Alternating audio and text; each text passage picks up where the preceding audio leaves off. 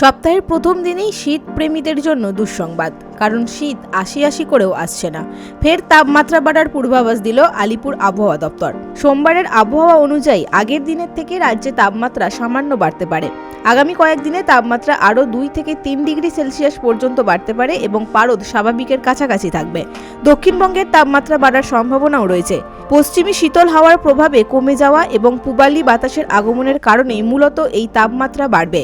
আগামী 2 থেকে 3 দিনের মধ্যে কলকাতার সর্বনিম্ন তাপমাত্রা 20 ডিগ্রির কাছাকাছি থাকতে পারে। উত্তর ও দক্ষিণবঙ্গের একাধিক জেলায় কুয়াশার দাপট থাকার সম্ভাবনা আছে। বিশেষজ্ঞরা বলছেন যে আগামী বেশ কিছুদিন নিম্নচাপ বা ঝড়ের কোনো সম্ভাবনা নেই। সপ্তাহ জুড়ে শুষ্ক এবং শীতল আবহাওয়ার পূর্বাভাস রয়েছে। আবহাওয়াবিদরা মনে করছেন এই বছর শীত আগের তুলনায় একটু বেশি হতে পারে, কিন্তু এই শীত দীর্ঘস্থায়ী নাও হতে পারে। ধীরে ধীরে আবহাওয়ার পরিবর্তন হওয়ার সম্ভাবনা রয়েছে, যে কারণে তাপমাত্রা 2 থেকে 3 ডিগ্রি সেলসিয়াস পর্যন্ত বাড়তে পারে।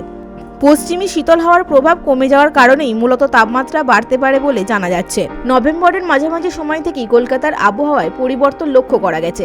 কলকাতার তাপমাত্রা 17 ডিগ্রিতে নেমে এসেছে। সোমবার থেকে বুধবার পর্যন্ত রাজ্যের সব জেলায় ভোরের দিকে আকাশ কুয়াশাচ্ছন্ন থাকবে। দৃশ্যমানতা 200 মিটারে নামতে পারে, তবে তার জন্য কোথাও সতর্কতা জারি করার মতো পরিস্থিতি তৈরি হয়নি। জেলার সব জায়গায় কুয়াশা থাকবে না। দক্ষিণের জেলাগুলিতে সোমবার থেকে ধীরে ধীরে বাড়বে সর্বনিম্ন তাপমাত্রা। Bureau report, big news Bangla.